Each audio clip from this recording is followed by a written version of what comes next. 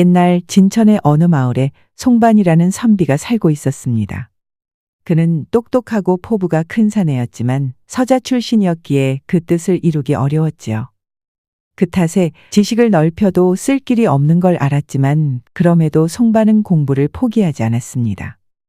하늘이 기회를 주지 않는다고 나까지 준비를 하지 않으면 누가 나를 돕겠는가?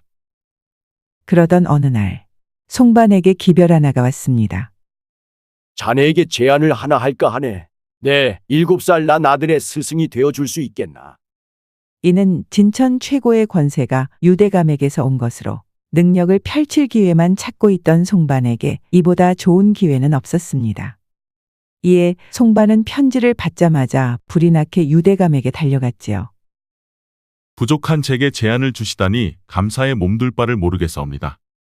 아닐세, 자네 같은 사람이 내 자식의 스승이 되어준다면 내가 더 감사할 일이지. 짧은 대화였음에도 불구하고 송반은 유대감의 뛰어난 인품을 확인할 수 있었습니다. 이 절실한 기회를 어떻게든 잡고 싶어졌지요. 스승은 초와 같은 것이라 하였습니다. 저를 태워서라도 아드님을 좋은 길로 인도하도록 노고를 다하겠습니다. 허허, 그렇담 부탁드리겠네. 사실 유대감이 송반에게 제안을 한 이유는 따로 있었습니다. 그는 얼마 전 장가간 지 얼마 되지 않은 첫째 아들을 사고로 잃었습니다.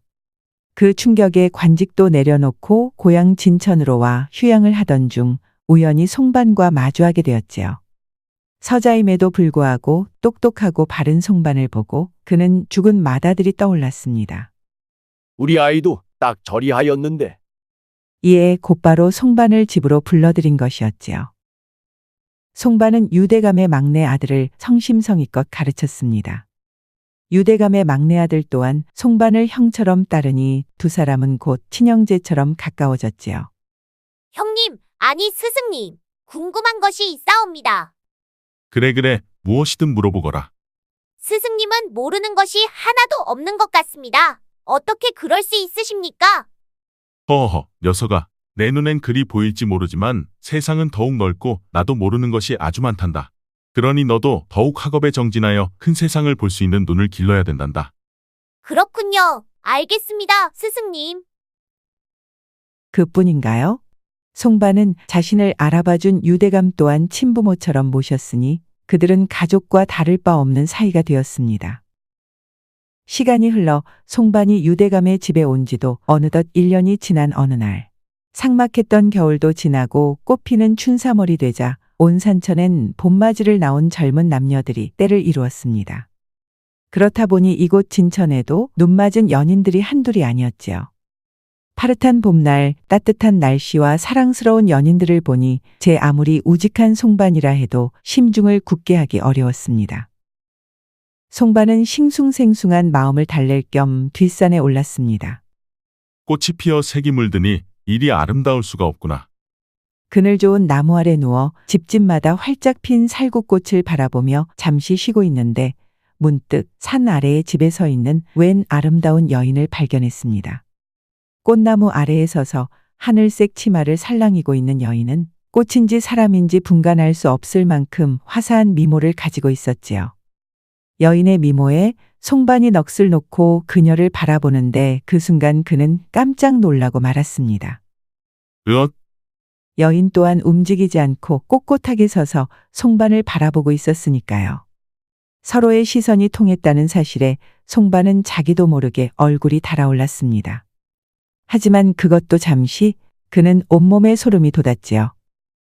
아니 저곳은. 자세히 보니 여인이 서 있는 곳은 다름 아닌 자신이 기거하는 유정현 대감의 집이었습니다. 여인은 바로 유대감의 과부며느리였던 것이지요. 유대감의 집에 죽은 첫째 아들의 부인이 살고 있다는 이야기는 들어보았지만 여인은 집안의 가장 끝방에 기거하고 있어 송반은 1년이 넘도록 그녀의 얼굴을 본 적이 없었습니다. 그러다 이리 보게 되었으니 송반은 그 아름다운 미모에 가슴이 뛰었지만서도 감히 수절하는 여인의 얼굴을 쳐다볼 수 없어 황급히 고개를 돌려버렸지요. 그는 떨리는 마음을 숨기며 재빨리 산에서 내려왔습니다. 그날 밤 송반은 잠자리에 누워 여인의 생각을 했습니다. 아까 전 그 여인은 어찌하여 나를 쳐다보고 있었던 것일까? 여인의 얼굴을 떠올리며 심장이 빨라지고 있던 그때 갑자기 누군가 문을 두드리는 소리가 들려왔지요. 놀란 송반이 급히 문을 열어보니 문 앞에는 아까 보았던 과부 며느리의 여종이 서 있었습니다. 마님께서 이것을 전해드리라 하셔서. 여종은 똘똘 마른 한지를 수줍게 내밀고선 총총히 뒤돌아 섰습니다. 송반이 종이를 풀어보니 그곳엔 칠원절구의 시가 써 있었지요. 봄바람에 비 내려 활짝 핀 꽃 젖는 밤에 이 마음을 어찌 누를 것이요. 오늘 밤 당신을 맞아드릴 테니 마음 편히 오소서. 편지를 받아든 송반은 아까 전보다도 훨씬 더 가슴이 뛰었습니다. 온몸이 달아오르고 심장 소리가 귀에 들리는 듯 하니 그는 빙빙 돌 것 같은 낯선 감정에 정신을 차릴 수 없었지요. 선녀의 속삭임을 어찌 거절할 수 있겠는가? 그러곤 문을 젖혀 나서려는데 그는 순간 멈칫했습니다. 무엇하느냐 이놈. 그분은 선녀가 아니라 대감 어른의 과부 며느리이시다. 그런 분을 건드렸다간 대감님의 은혜를 원수로 갚는 격 아니겠느냐. 송반은 정신을 차리곤 다시 잠자리에 누웠습니다. 그저 지나가는 바람일 거라 애써 마음을 달래며 그대로 잠이 들었지요. 다음 날 송반은 여인에 대한 생각에 좀처럼 일이 손에 잡히지 않았습니다. 스승님, 스승님. 그래, 무슨 일이냐? 아까부터 5번은 넘게 불러싸옵니다. 많이 피곤하신가 보셔요? 하루가 어떻게 지나가는지도 모르게 송반은 매일매일 넋이 나간 채로 시간을 보냈지요. 그리고 밤이 되자 그는 심란한 마음을 억누르며 다시금 잠자리에 들었습니다. 그런데 얼마나 시간이 흘렀을까? 또다시 문을 두드리는 소리가 들려왔습니다. 문을 열어젖히자 이번에도 여인의 여종이 문 앞에 서 있었지요. 여종은 편지를 건네며 말했습니다. 마님께서 오늘은 꼭 답변을 받아오라고 하셨습니다. 여종의 말에 송반은 가슴이 터질 것만 같았습니다. 온몸이 타오르고 손까지 떨려왔지만 그는 편지를 펼쳐보지도 않고 그대로 여종에게 되돌려주며 말했지요. 내 대답은 이것이니라. 어서 돌아가거라. 여종은 어쩔 줄 몰라 난감해하더니 쭈뼛쭈뼛하며 돌아섰습니다. 송반은 아쉬운 마음을 달래며 여종의 뒷모습을 바라보았지요. 그래 잘했다. 내가 할 것은 이것뿐이니라. 그런데 그때 갑자기 여종이 뒤를 돌더니 울그락불그락해진 얼굴로 소리를 쳤습니다. 선비님은 참으로 너무하십니다. 그리 똑똑하신 분이 어찌 여인의 마음을 그리 헤아리지 못하시는 겝니까? 내가 무엇을 헤아리지 못했다는 것이냐? 매일같이 선비님만 바라보다 마님께서 1년 만에 용기를 내셨는데 그리 매정히 거절하시면 마님의 마음은 어떻겠습니까? 무어라. 깜짝 놀란 송반은 아무 말도 하지 못하고 눈만 꿈뻑이다 곧 의아해하며 물었지요. 마님께서 1년 동안 매일 바라보고 계셨다니. 여종은 송반에게 다가와 조용히 이야기를 꺼냈습니다. 여인의 이름은 허소은.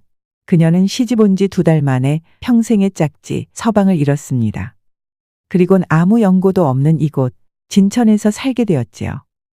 그러던 지난 가을 지독한 외로움에 떨어지는 낙엽을 보며 자신 또한 어디론가 사라지고 싶은 충동을 느끼던 어느 날 허 씨는 멀리서 들려오는 해맑은 웃음소리를 들었습니다.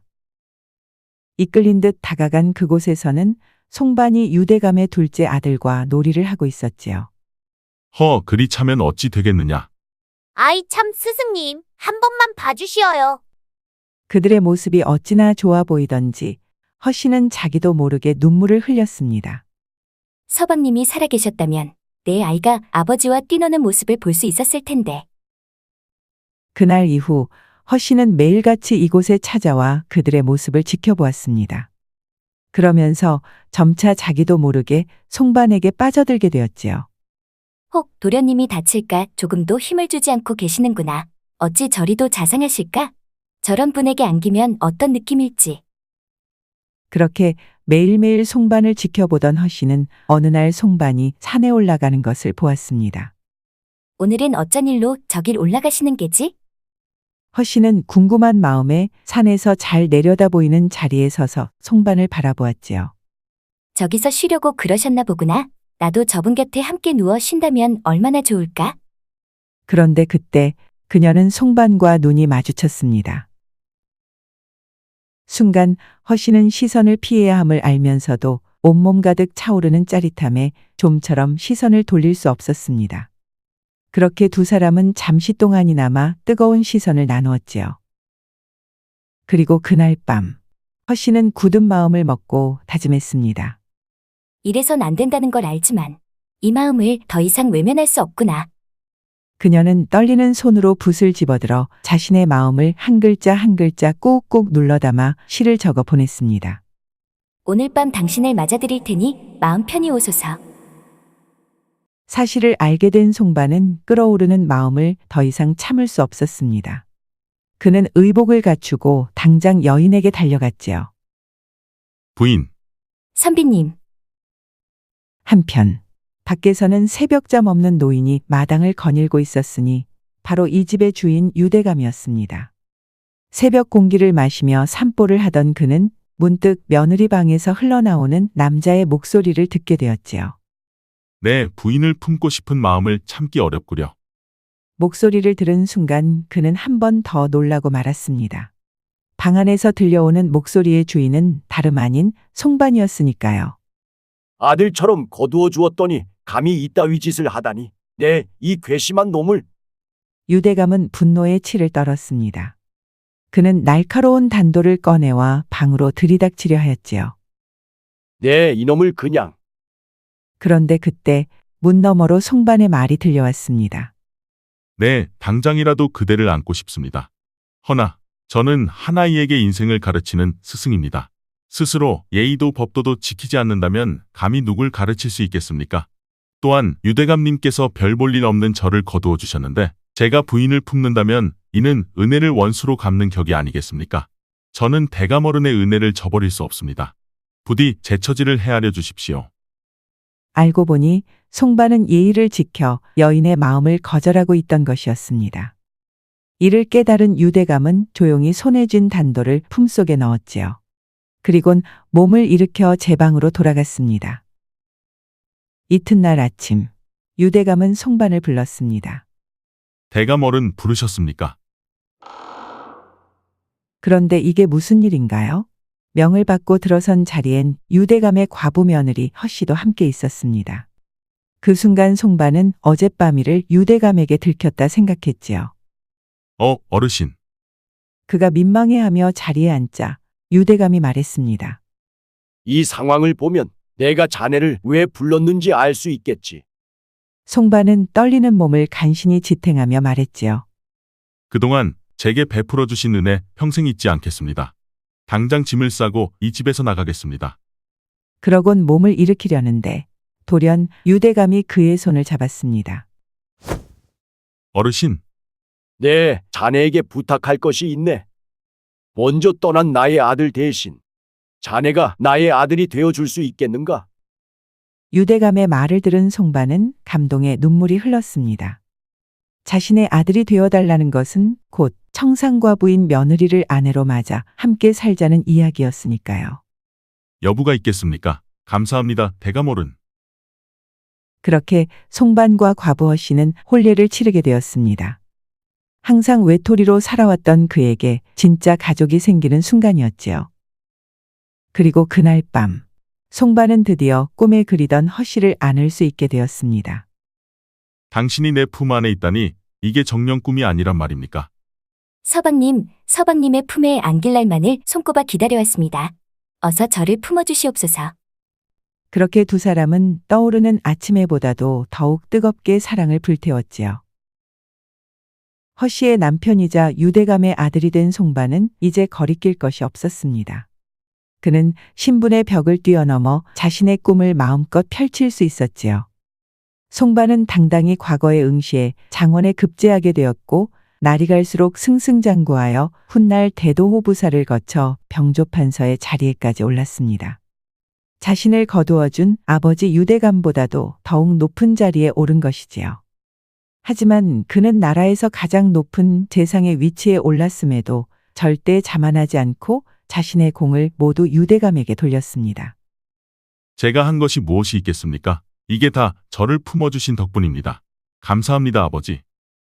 허씨 또한 자신을 감싸준 시아버지에게 진심을 다하니 그들 부부는 유대감을 친아버지처럼 모셨습니다. 그렇게 그들은 피 한 방울 섞이지 않았어도 그 누구보다 진한 가족이 되었고, 송바는 그가 지닌 인품만큼이나 빛나는 사람이 되어 가족들은 물론 백성들을 아껴주며 행복하게 살아갔다고 하지요. 옛말에 하루 은혜 백날에 갚지 못한다라는 말이 있습니다. 이는 은혜를 입기는 쉬워도 갚기는 어렵다는 것을 뜻하는 말이지요.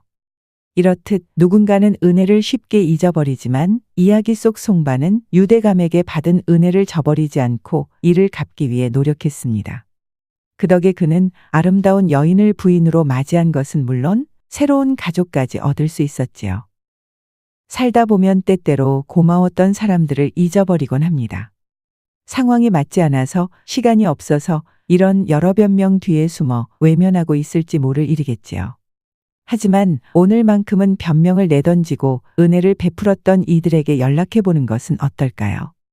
그리하다 보면 언젠가 더 큰 복이 돌아올지 모르는 일이니까요. 여우야담의 다음 이야기를 빠르게 만나보시려면 가운데 동그라미를 클릭하여 구독을 눌러주세요. 새 영상을 올리면 알림을 보내드립니다. 다음 동영상과 추천 동영상에도 재미있는 이야기가 있으니 즐겁게 시청해주세요. 감사합니다.